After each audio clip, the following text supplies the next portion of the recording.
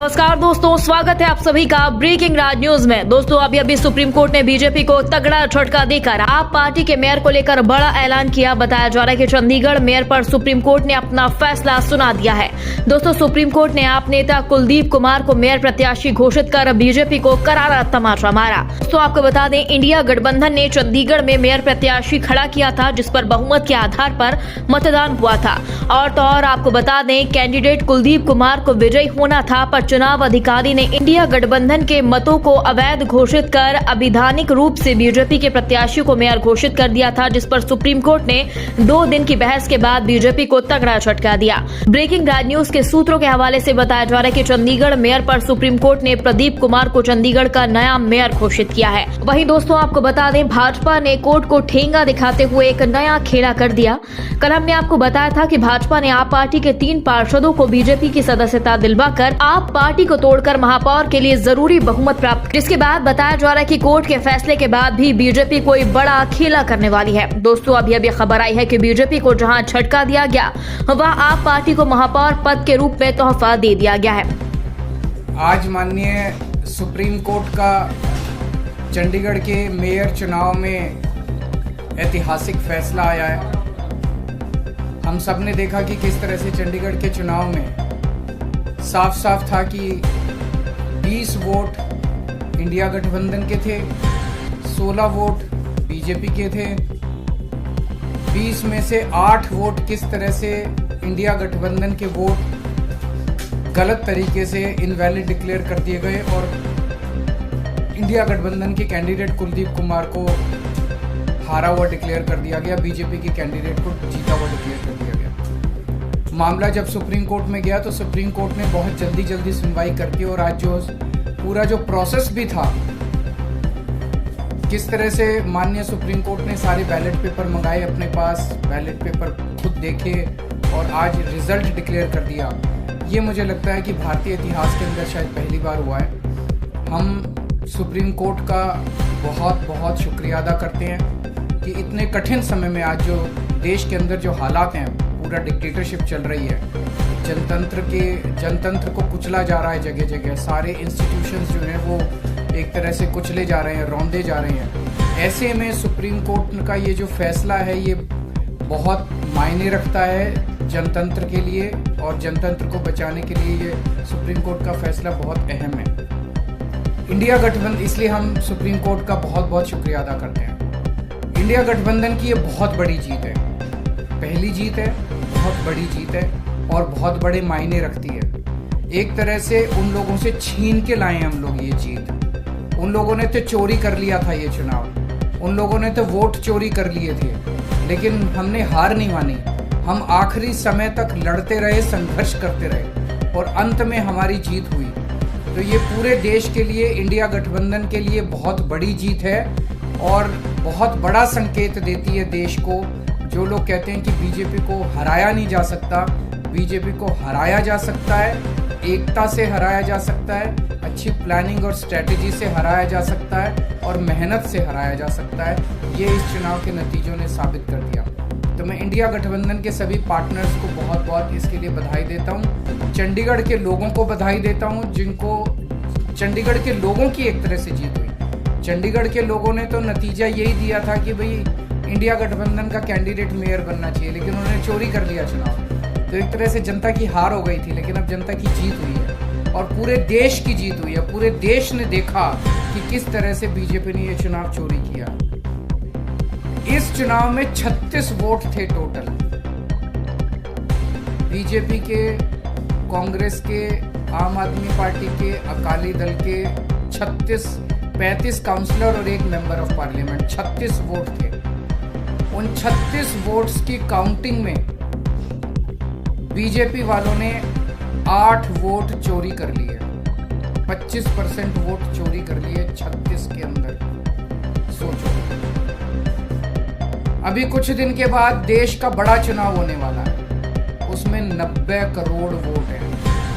अगर ये 36 वोट में से 25% वोट चोरी कर सकते हैं, 90 करोड़ वोटों में ये कितने वोटों की चोरी करेंगे?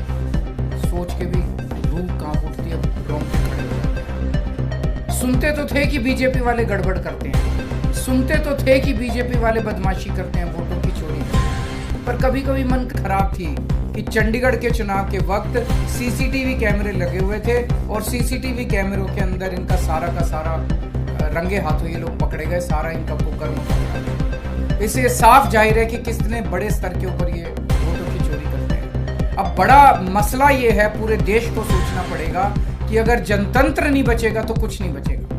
आज जितनी कॉन्फिडेंस के साथ ये कह रहे हैं 370 सीट आएंगी, 370 सीट आएंगी, एक तरह से देश के लोगों को चैलेंज कर रहे हैं ये लोग कि तुम्हारे वोट की जरूरत नहीं है हम लोगों को, हमारी तो आ रही है 370 सीट। तुम्हारे वोट की जरूरत नहीं है हम लोगों को, हमारी तो आ रही है 370 सीट। अगर उन्हें इतना कॉन्फिडेंस है 370 सीट का, कहां से आ रहा है ये कॉन्फिडेंस? कुछ तो गड़बड़ कर रखी है इन्होंने। और जिस देश, अगर किसी देश के अंदर चुनाव के पहले पार्टियां साफ साफ कहना चालू कर दे हमें वोट की जरूरत नहीं है, हमें लोगों की जरूरत नहीं है, उस देश के अंदर फिर जनतंत्र बहुत बड़ा खतरे में है।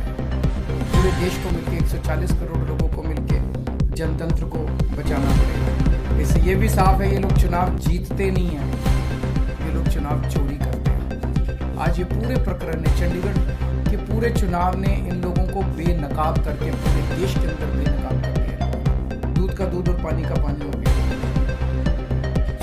मैं फिर से एक बार इंडिया गठबंधन को बहुत बहुत बधाई देता हूँ और माननीय सुप्रीम कोर्ट को बहुत बहुत शुक्रिया अदा करता हूँ।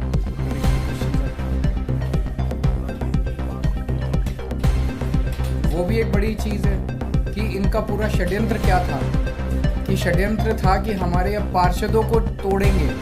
ये चुनाव, जैसा मैंने कहा कि पहले तो पूरी कोशिश करते हैं ईवीएम में धांधली कर दो, इसमें धांधली कर दो, किसी भी तरह से चुनाव जीत। अगर हार जाएं तो फिर ये काउंसलर्स को तोड़ना चालू कर देते हैं, एमएलएस को तोड़ना चालू कर देते हैं, सरकारें गिरानी चालू कर देते हैं, ईडी लगा देते हैं, सीबीआई लगा देते हैं, पैसे की गड्डियां फेंकते हैं उनकी तरफ, सब तरह से तोड़ने की कोशिश करते हैं। ये जनतंत्र थोड़ी है।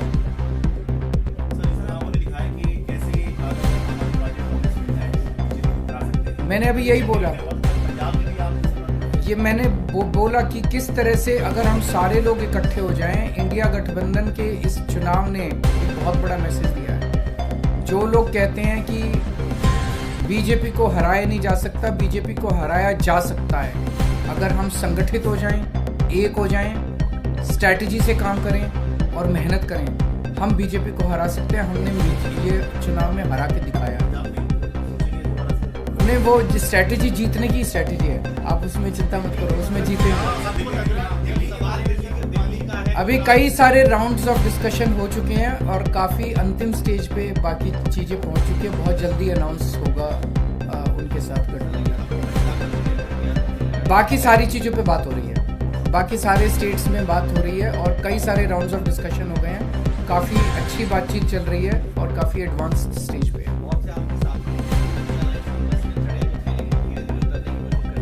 सबका अपना अपना वो है। मैं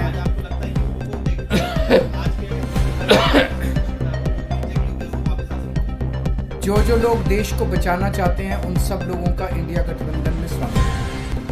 सर, आपको लग रहा है लार्ज स्केल मीटिंग की शुरुआत के समय मीडिया का बहुत डर है जिस तरह का?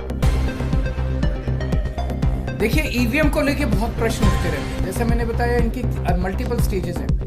पहले तो ये चुनाव में गड़बड़ करते हैं, तरह तरह की गड़बड़े करते हैं। वोटर लिस्ट गड़बड़ कर देते हैं, ईवीएम के अंदर गड़बड़ी की बहुत सारी शिकायतें और बहुत सारे वो आए हैं, लेकिन उसके ऊपर कभी भी इन लोगों ने जनता का विश्वास जीतने के लिए ईवीएम के गड़बड़ी जो आरोप लगे उसको इन्होंने जनता का विश्वास स्ट्रेंथन नहीं किया। तो ईवीएम के उसके बावजूद भी अगर ये कहीं चुनाव हार जाएं तो फिर ईडी है, ईडी छोड़ देते हैं, सीबीआई है, सीबीआई छोड़ देते हैं, उससे भी कोई नहीं माने, पैसे फेंकते हैं उसकी तरफ। उसके बाद ये एमएलए और एमपी तोड़ लेते हैं। इस तरह से जनतंत्र मल्टीपल लेवल पे अब खतरे में, और जनतंत्र सबसे इंपॉर्टेंट है देश के अंदर। जनता की चलनी चाहिए, जनता अपनी सरकार चुने। अगर जनता की नहीं चलेगी और एक किसी व्यक्ति को अगर ये अहंकार हो जाएगा कि हमारी तो 370 सीट आ रही है, जनता की तो जरूरत ही नहीं है, 140 करोड़ लोगों की मुझे क्या जरूरत है, मेरी तो 370 सीट आ रही है, तो उसके बाद जनता कहाँ जाएगी? जनता अपना घर बैठे, वो कह रहे हैं कि जनता घर बैठे, हमें तुम्हारी जरूरत नहीं है। उसका मैं डिटेल्स पता करके बताऊंगा, क्योंकि मुझे नहीं पता लीगल क्या पोजीशन है। मेयर डिप्टी मेयर का चुनाव कराता है, तो क्योंकि वो मेयर नहीं रहा, उसने चुनाव कराया। दोस्तों इस खबर पर आपकी क्या राय है कमेंट बॉक्स में हमें जल्दी बताएं। यदि आपने अभी तक हमारे चैनल को सब्सक्राइब नहीं किया तो प्लीज बेल आइकन दबाकर अभी हमारे चैनल को सब्सक्राइब करें। खबर अच्छी लगने पर लाइक शेयर करना ना भूलें।